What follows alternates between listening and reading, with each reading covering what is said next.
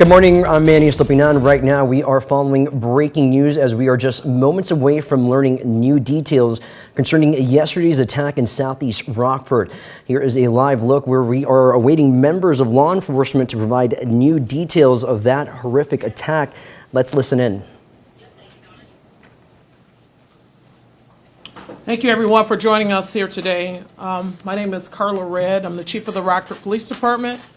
The spelling is Carla, C-A-R-L-A. Last name is Redd, R-E-D-D. I'm here today to provide you with an update on the horrific events that unfolded in our community yesterday. Of course, with everything that transpired, our community is hurting because of this senseless act of violence that took place. Just as a recap, we have 4 victims that are deceased, 5 in the city that were injured. 4 of those injured individuals were treated and released. We have 1 victim that is currently still in the hospital and listed in stable condition. 22-year-old Christian Soto is in custody and being charged with the heinous acts that took place yesterday. We have no other indications or any other reports that anyone else was involved in the events yesterday besides Soto. We received numerous calls yesterday from residents who saw portions of the violence unfolding. I definitely want to thank those community members that stepped up and made those calls to 911 because it enabled for us to get there quicker and get to the right locations. Law enforcement, our first responders across the board did a phenomenal job with getting to the scene, rendering aid as quickly as they did. And on a daily basis, day in and day out, they do an outstanding job serving and protecting this community.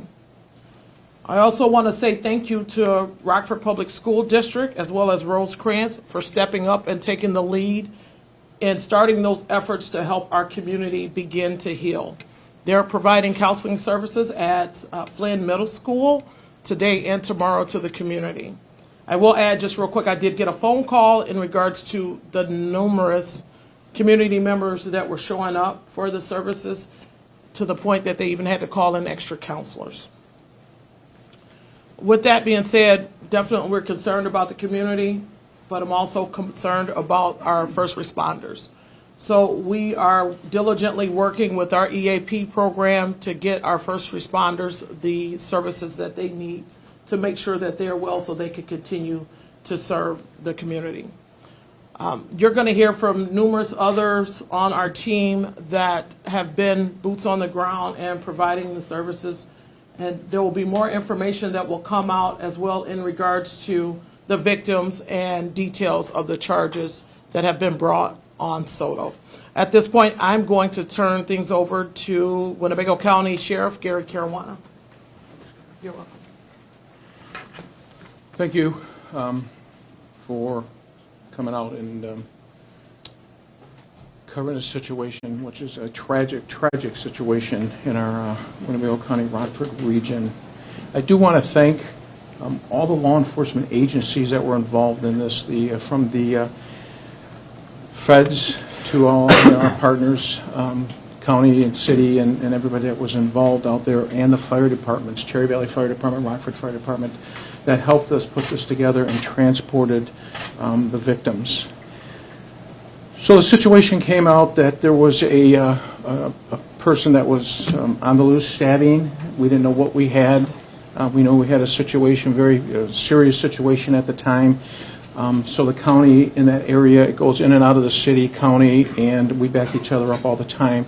We responded to the situation where it was occurring in the Skokie, Cleveland, Holmes area. At that time, we were also heard that we were being dispatched to the area of 2100 Eggleston, which is in the county, and we responded there along with Rockford. And what we found was there was a good Samaritan that was helping one of the ladies that was a home invasion. She ran from the home on Florence and was tackled there at 2100 block of Eggleston, and he was in the process of stabbing her. The Good Samaritan stopped that situation, and she could have easily been deceased if he did not become involved with that. He ran off, came back, tried to get into his Jeep, and he was actually stabbed also. But he did a tremendous job in helping. At that time, city county squads arrived, and the chase ensued. One of the deputies was able to jump over several fences, was able to get him apprehended. Right behind them were Rockford PD, and that's where the point where they took him into custody. Again, heartfelt sorrow for the community. I want to thank all the people that are providing help to the community and to the first responders. And I want to, again, my condolences to the family, and just a tremendous job of all of our teams coming together, working together, again, with our local law enforcement and the feds. So I appreciate your concerns for being here. I'm going to turn it over to the County Board Chairman, Joe Chiarelli. Thank you.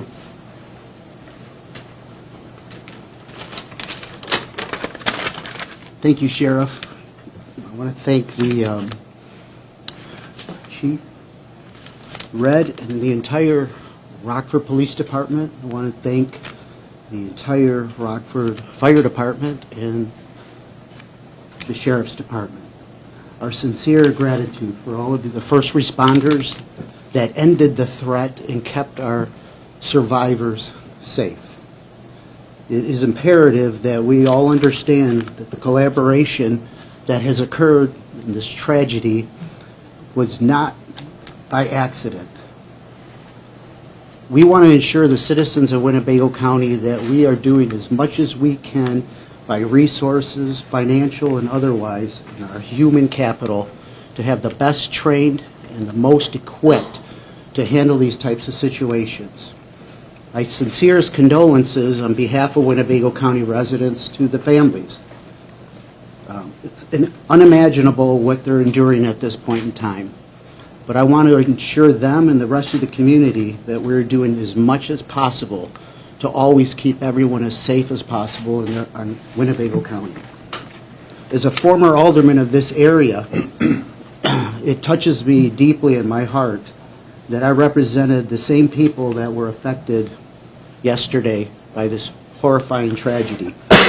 And going back in time and serving them and having neighborhood meetings in that exact area where these murders occurred, knowing the quality of their minds and their hearts, how they only want the best for our community, and to be in a position of this tragedy is unimaginable for me. So my sincerest gratitude for them, for keeping their strength and helping assist the first responders, and my sincerest condolences to the people who lost their families in this area. So again, we will do as much as we can to keep the multi-jurisdictional cooperation going for the future. And I also want to say here that please respect the families. The media, all citizens, please respect the families' time in their mourning. There will be a time to reach out to them, but they need this space right now with the therapist and the counseling. And that would be my number one request today, is to make sure you respect the families. Thank you. Thank you, Chairman. My name is Tom McNamara. I'm Mayor of the City of Rockford. I want to begin today first speaking on behalf of the Winnebago County Coroner's Office. I've been asked to release the names of those that are deceased from yesterday's horrific incident. They are 63-year-old Ramona Schubach, 23-year-old Jacob Schubach, 49-year-old Jay Larson,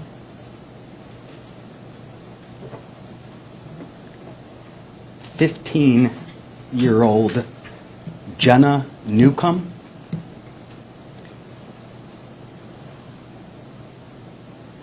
Jenna's mom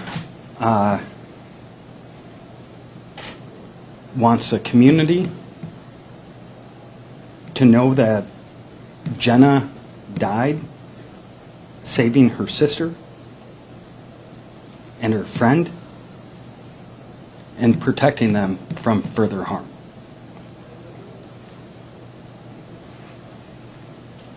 It's pretty difficult to even know where to begin to describe what's taking place.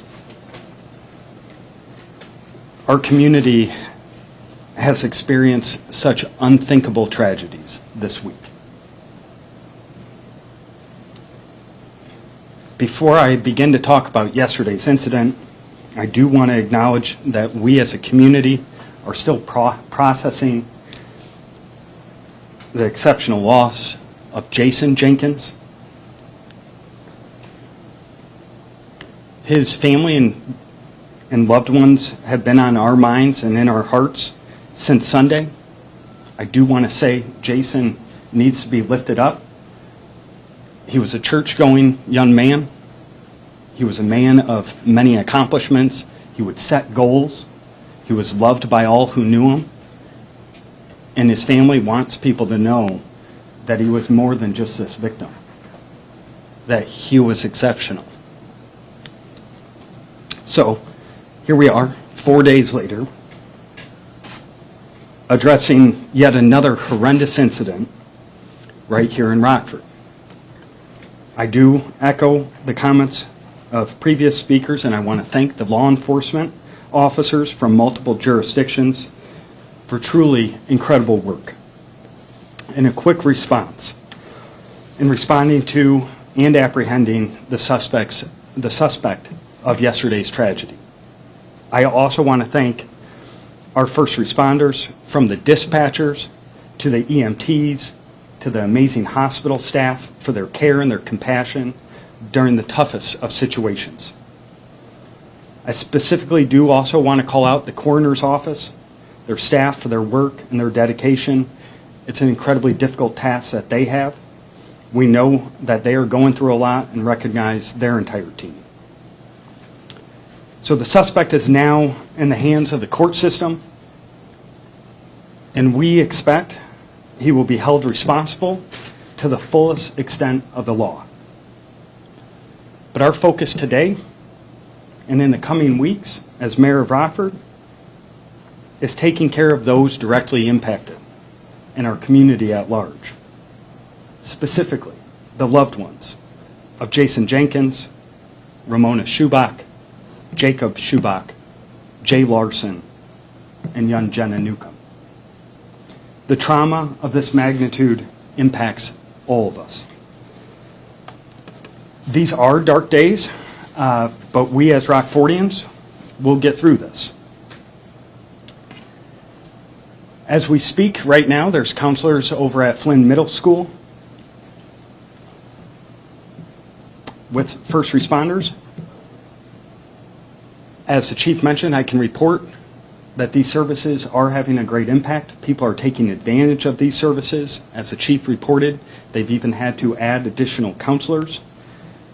And again, a sincere thank you to Rose Grants from their leadership with Dave Gomel, to the counselors who are showing up at Flynn Middle School, to Rockford Public Schools, Dr. Aaron Jarrett and his facilities team for helping work so quickly to make this available to those who are just absolutely hurting. However, this is absolutely just the beginning of our community healing and those families beginning to heal. I also want to let Rockford know that we're not alone.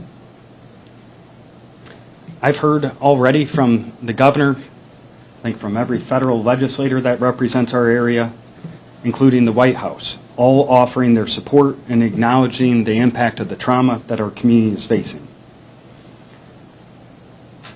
Our community must continue to come together and lift each other up. Unfortunately, we have been here before. We've experienced great loss, and we've shown tremendous strength and resiliency by supporting one another and coming together. Kindness and compassion must lead us as we move forward. And I will say, every single person in our community can do something. We can be kind to our neighbors and be thoughtful in the words that we use in the conversations with others.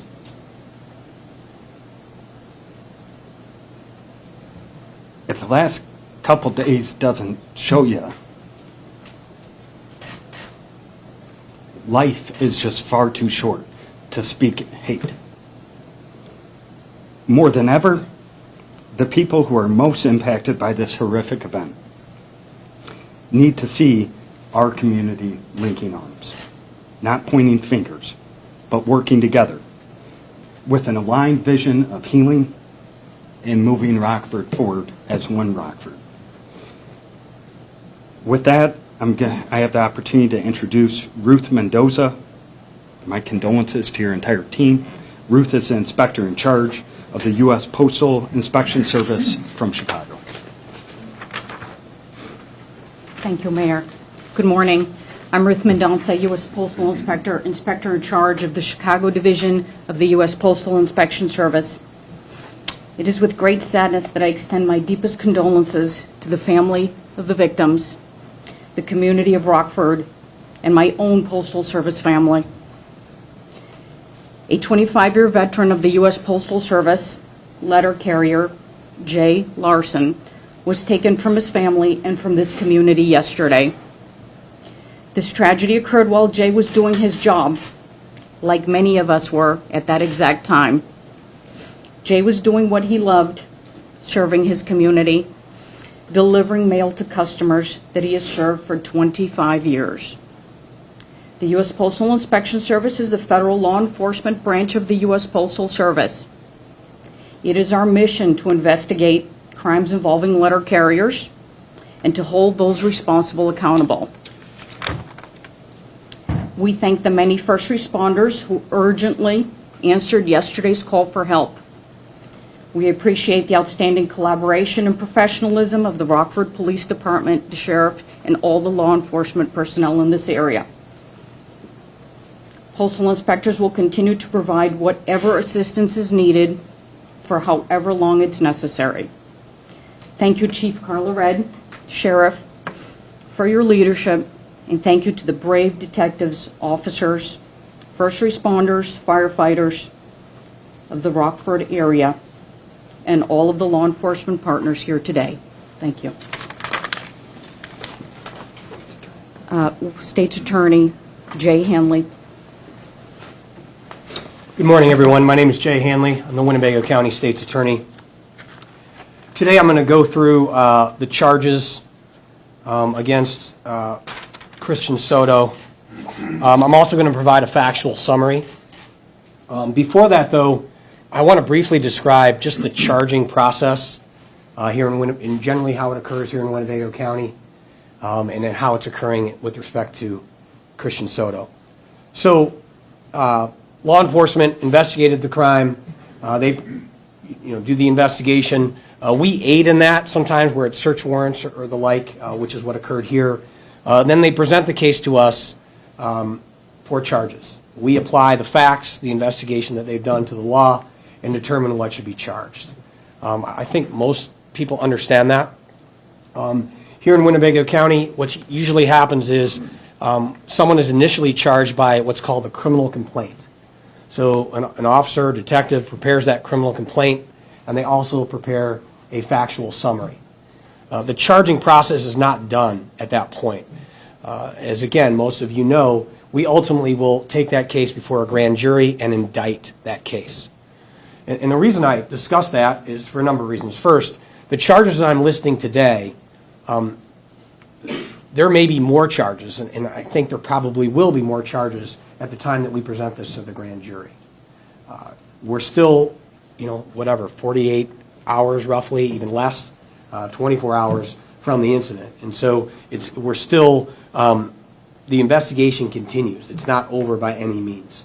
At the same time, we have charged Mr. Soto. I want to talk a little bit about what's going to happen at 1:30 today. So he was lodged in the Winnebago County Jail last night.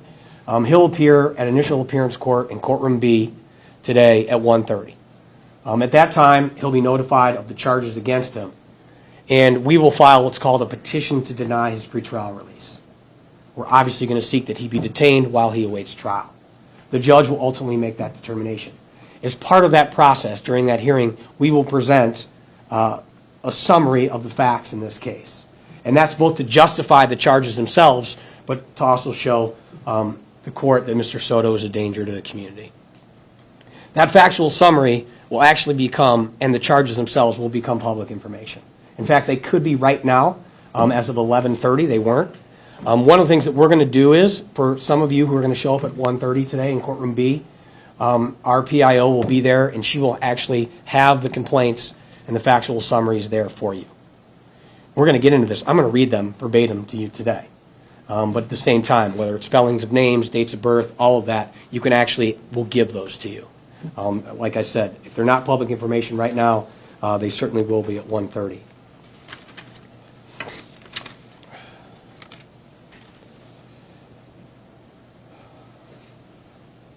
Christian Ivan Soto, date of birth November 23rd, 2001, is charged as follows.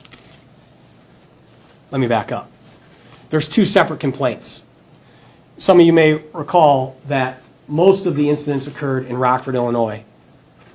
One particular incident, 2 counts of attempt murder, occurred in Winnebago County. So there's 2 separate complaints. At the time of indictment, there won't be that separation. But today I'm going to refer to them as the city complaint and the county complaint. I'm going to start with the city complaint. Count one of 11, pardon. On March 27, 2024, in Winnebago County, Christian Ivan Soto committed the offense of first-degree murder. That's the murder of Jacob Shupek.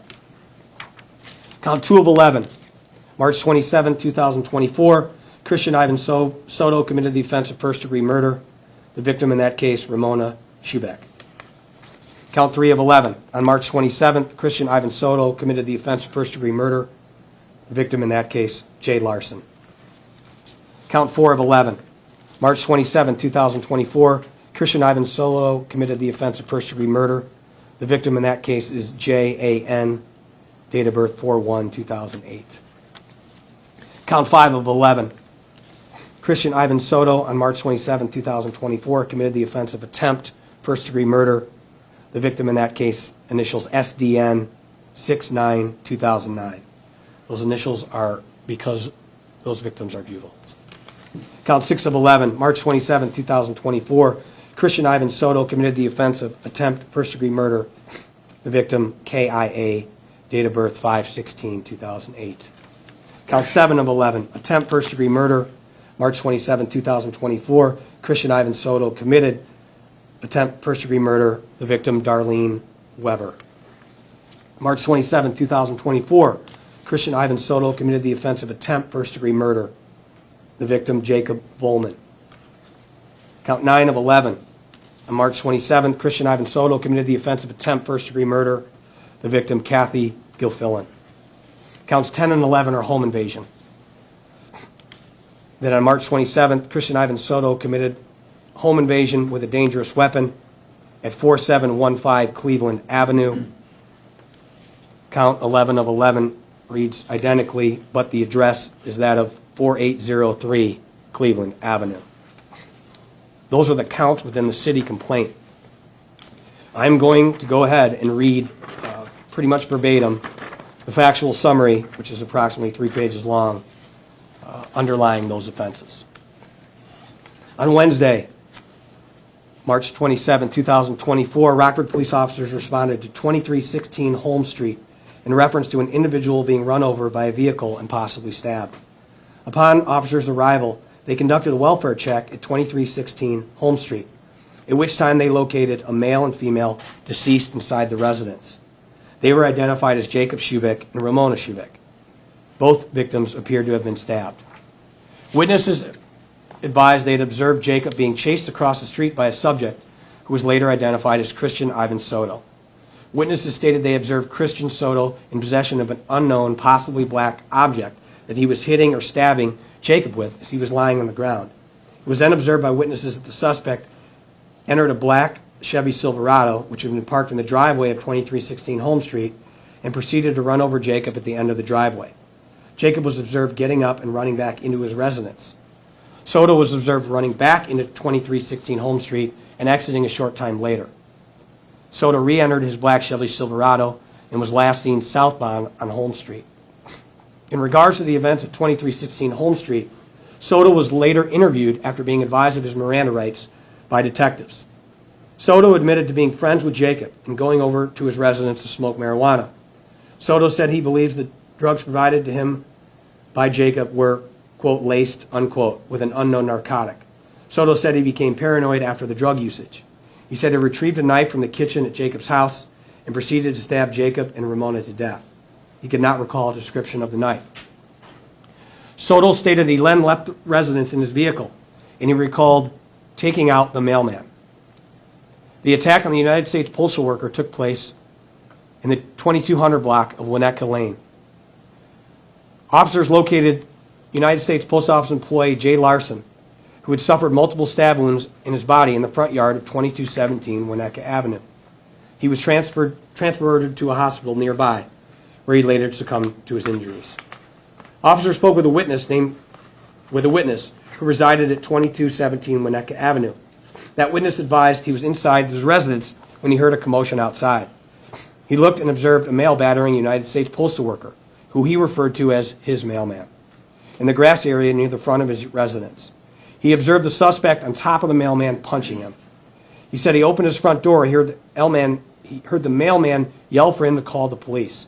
As he dialed 911, he observed the suspect begin to walk towards his front door. He said he quickly locked the front door at that point and continued to watch the incident through his window. He watched the subject walk back to a black pickup truck nearby and retrieve a knife from the vehicle. He described the knife as being distinctive due to it having an orange handle. The suspect approached the mailman again and stabbed him numerous times in various parts of his body. He stated the suspect entered the driver's seat of the pickup truck, drove forward, and ran over Larson. He said the suspect struck a parked vehicle nearby. The suspect reversed the pickup truck and ran over Larson a second time with the vehicle. The witness said the pickup truck briefly stopped, and he observed the suspect run away between the houses nearby. The witness was transported to District 2, Rockford Police Department, where he was shown a photo lineup. He positively identified Christian Ivan Soto as the individual he observed stabbing the United States postal worker and running over him with his truck.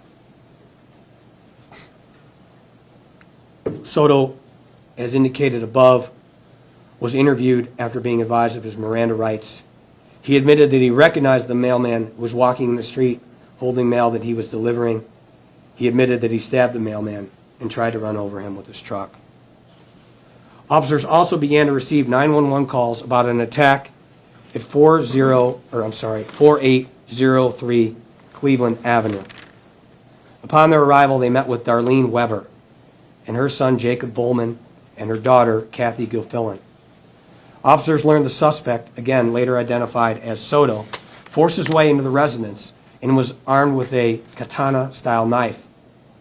Darlene had just opened the door to the residence to allow their dog outside. At this time, Soto appeared at the doorway and stabbed Darlene in the left side of her face by her left eye. Soto then entered the residence and attacked Jacob and Kathy, who attempted to fight Soto off. Kathy sustained a stab wound to the lower left side of her chin, and Jacob sustained a laceration to the upper left side of his forehead and also the inside of the left side of his ear. Jacob was unsure if he was stabbed or if he sustained the injuries from Soto punching him. Jacob advised he struck Soto with a syrup bottle, at which time Soto left the residence. Darlene, Jacob, and Kathy were all transported to a hospital where they were treated for non-life-threatening injuries and were later released. Again, after being advised of his Miranda rights, Soto admitted to entering the residence and attacking 3 people with a knife. He recalled the residence having a pit bull and the dog biting him on his leg while at the residence. He fled the residence on foot.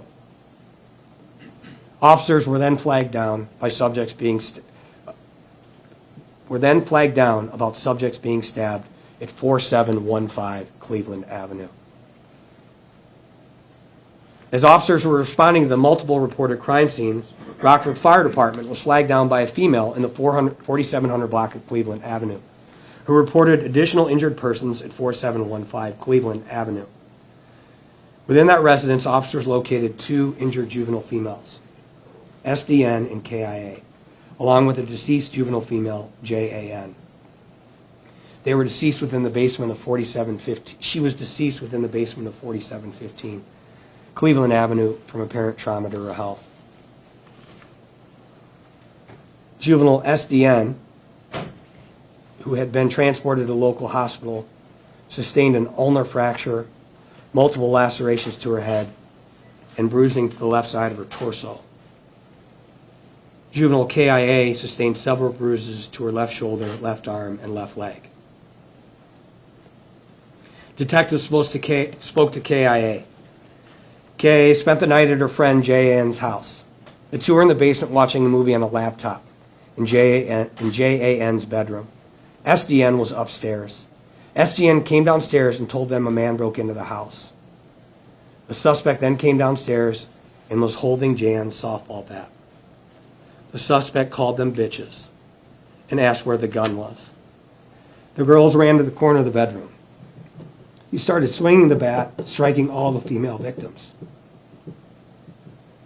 KIA was on the floor and curled up in the fetal position. And the suspect struck her on her left side. JAN was also struck a few times and collapsed.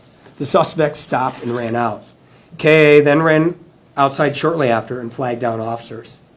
KA described the suspect as being covered in blood when he arrived. She described him as a male in his mid-20s, tan skin, black hair, and a bowl cut. She stated he had on a beige hoodie and blue jeans, being approximately 5 foot tall, and he was a little taller than her. She described him as skinny. Detectives spoke with SDN. SDN stated she was in the kitchen fixing something to eat. The suspect entered the unlocked rear door. The suspect grabbed one of Jan's bats and started walking around the first floor. Somehow he didn't see her. She ran downstairs to warn the other girls. The suspect came downstairs and started swinging the bat. Jan got hit a lot and went unconscious. He stopped, said, "I'm going to get a gun," and went back upstairs. They could hear him walking around, and KIA called the police. SDN said the suspect had blood on him and dark hair and tan skin. He was wearing a gray sweatshirt and jeans. Soto was taken into custody. When taken into custody, he was wearing a gray sweatshirt and blue jeans. He was covered in blood. He had minor lacerations to his hands and was treated and released from the hospital. After being advised of his Miranda rights, he explained that he beat up and stabbed the mailman when he saw the police arrive, so he ran. He explained he ran to a house that had a garage with a motorcycle in it. He went to the back door of the house and entered through the rear unlocked door. That described house was 4715 Cleveland. He said he found a bat in the kitchen. He recalled hitting the 3 kids in the basement with a bat. A bat was located in the upstairs bedroom with blood on it. That's the city complaint. With respect to the county complaint, there are 2 counts. Count 1 of 2. That on March 27, 2024, in the county of Winnebago, Christian Soto committed the offense of attempt first-degree murder. And the victim in that case is Lindsay Craig. Count 2 of 2 reads nearly identical. Christian Soto is charged with attempt first-degree murder. The victim in that case is Keith Farney. The facts underlying the factual summary for this complaint. On March 27, 2024, police responded to the area of Florence Street and Eagleston Drive in Rockford, Illinois, for a report of multiple stabbings. Upon arrival, Rockford City and Winnebago County personnel saw Soto fleeing from 2 stabbing victims with a knife. He was taken into custody. During the investigation, it was learned that Soto had broken into multiple homes nearby in City of Rockford jurisdiction, and in doing so had beat a young woman to death with a bat, stabbed 2 adults to death, and ran over a mailman who died from his injuries. Soto then forced his way into 4624 Florence Street, Rockford, Illinois, by breaking a window, and he began attacking Lindsay Craig with a knife. Craig fled the residence, and Soto chased her on foot to the front yard area of 2129 Eagleston Road, Rockford. This was captured on camera. Once at this location, Soto continued to attack Craig with a knife, causing multiple injuries. A passerby, you heard the sheriff talk about a good Samaritan. A passerby, Keith Fahreny, Fahreny, was driving by in his gray Jeep, and saw this happening. He stopped to intervene, and Soto began to attack him with a knife, also causing multiple injuries. Soto entered Keith Fahrny's Jeep in an attempt to steal it. Fahrny pulled Christian Soto from the Jeep, but again was being attacked with a knife. It was at this time the police arrived and took Soto into custody. When doing so, Soto dropped the edged weapon he was using at Lindsey Craig's feet. Both Craig and Fahreny saw Soto taken into custody and confirmed that he was the subject that was attacking them with a knife. Both Fahreny and Craig are in serious condition. Craig is currently intubated at a local hospital, and Soto,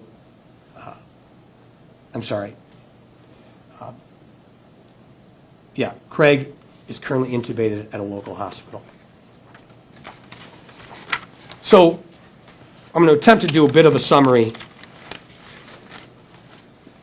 in terms of the addresses. The first address was 2316 Holmes Street, and it was that address that he killed Jacob Schubeck and Ramona Schubeck, who, as the factual summary indicates, he knew.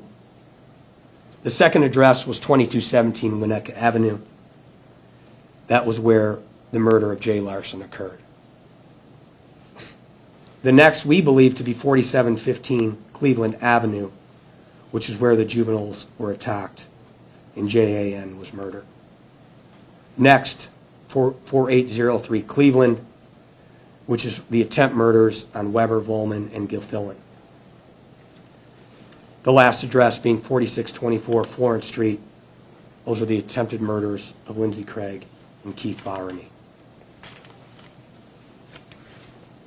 I have to say this. Soto was presumed innocent unless and until convicted, found guilty by a jury or court of law.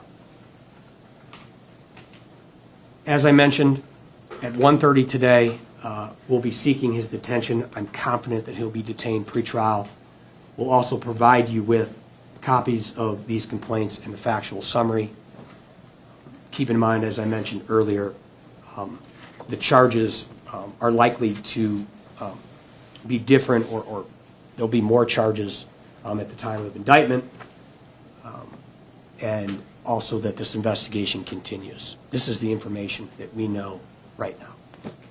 Thank you. I have a question for Ruth. There are a lot of mail carriers right now who do feel scared to go to work. Obviously, this is traumatizing for our whole community, but anything that you can say to them to make them feel better? No comment. We have addressed our employees, letter carriers, directly this morning at the postal facility. Thank you for your question. We mourn with the Postal Service family and the family of all the victims mentioned today. Are there any potential federal charges because a mail carrier was involved? So I can speak to that. The answer is possibly.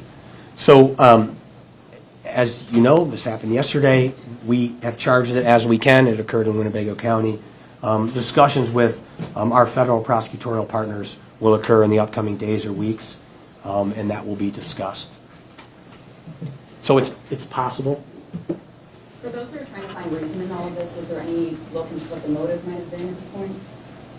So as a prosecutor, I almost never discuss motive because it's not something that is required in the proof, in a very technical way.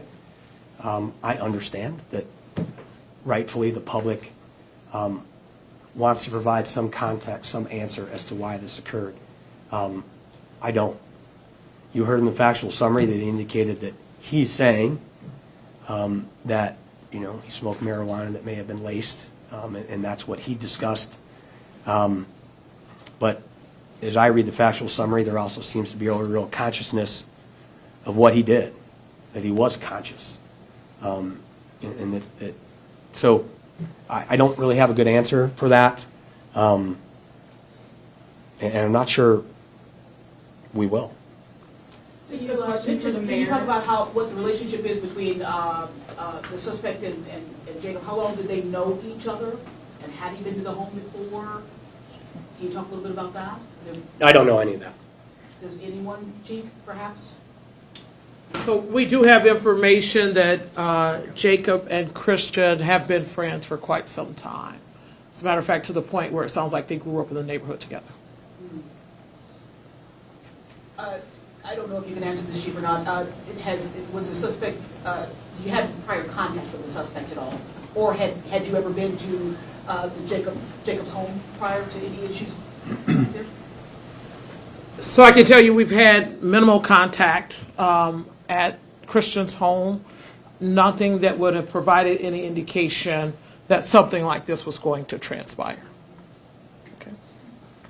I can Just speak to a that. question for the mayor, too. Sorry, if you I'm going to would. follow up on that. So in 2022, he was charged with a Class 4 felony, I'm sorry, sir. Who is he? Soto, with criminal damage to property. He was alleged to have spun out his car on the Black Hawk Forest Preserve. So that was back in 2022. And then he's had some traffic matters. Again, just a question for the mayor. This is the first press conference I know that I've been to where I've seen city officials almost in tears while they're up here. What has been the hardest part for you during all of this? As a city, it's just things that you've seen.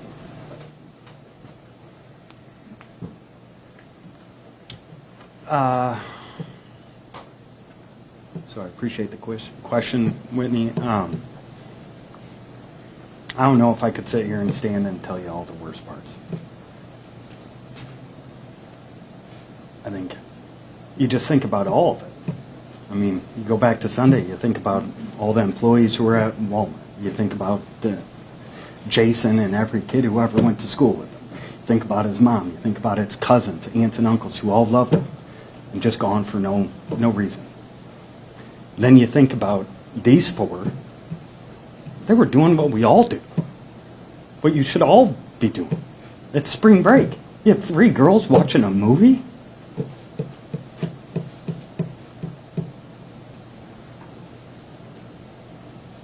I can't even comprehend that. Like, every aspect. What can we do as a community moving forward? So, appreciate that.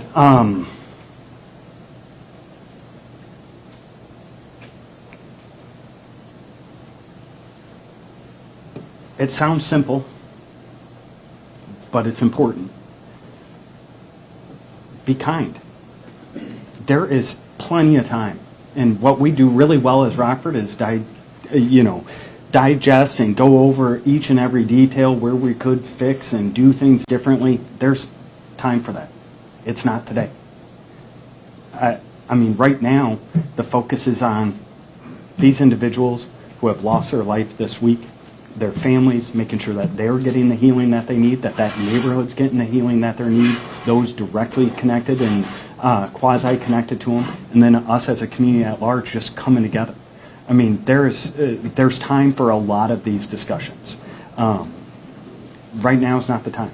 Right now, us is be kind, and if you know someone who's hurting, I would even say I'm looking at local reporters who I saw yesterday. You too are going through a lot. You've been to a lot, and you've heard a lot. Seek help. Make sure that you're talking to someone, because all of us are dealing with this differently. You think about the law enforcement who first on the scene, seeing some pretty horrific stuff. They all have families and kids and grandparents and aunts and uncles and neighbors and letter carriers that they love. Seek help.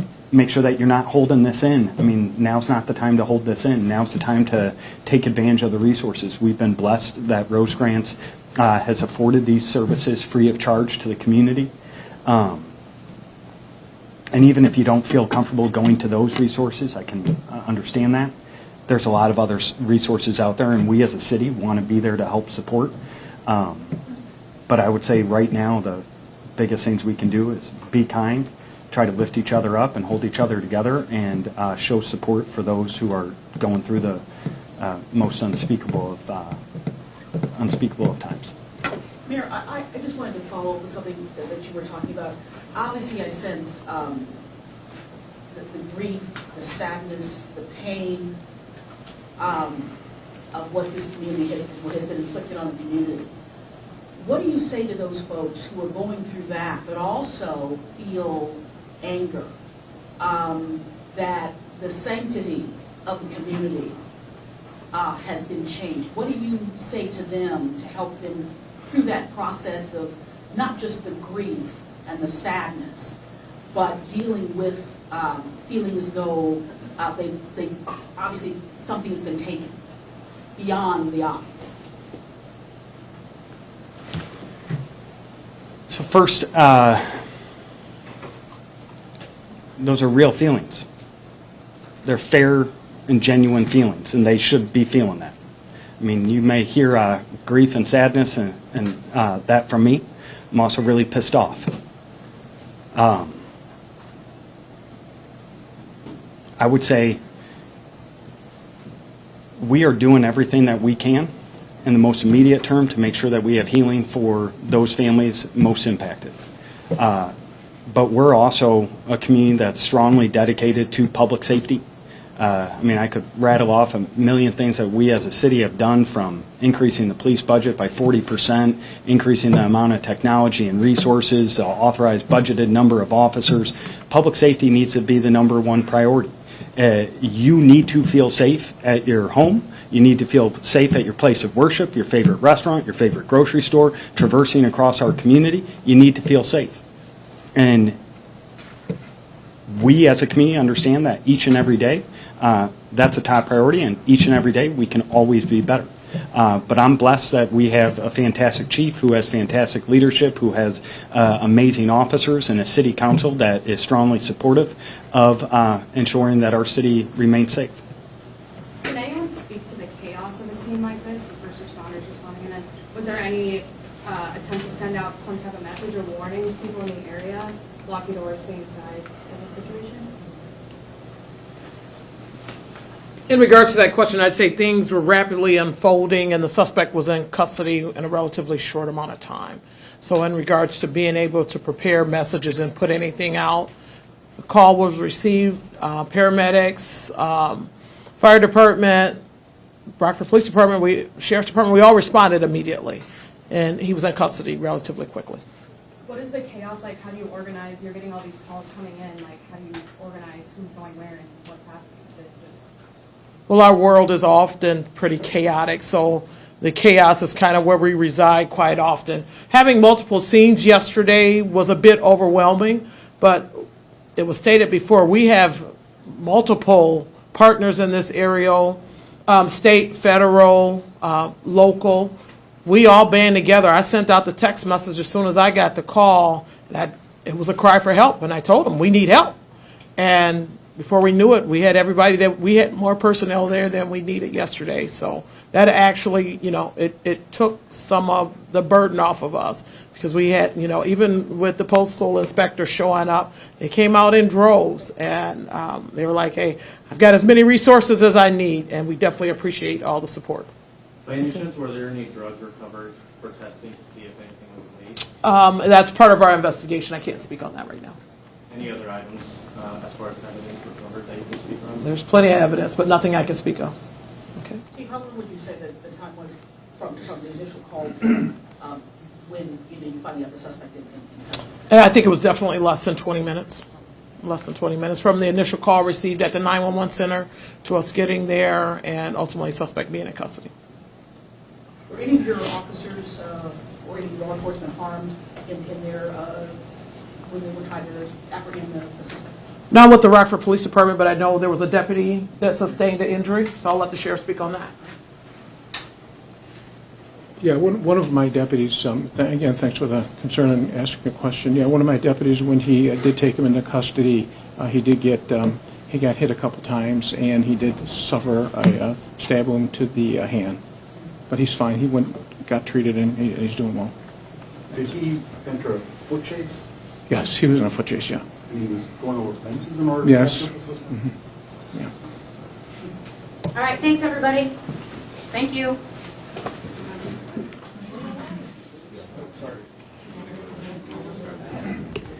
And we just finished listening to county and city officials there, a somber and heartfelt moment as the community really tries to understand what transpired yesterday.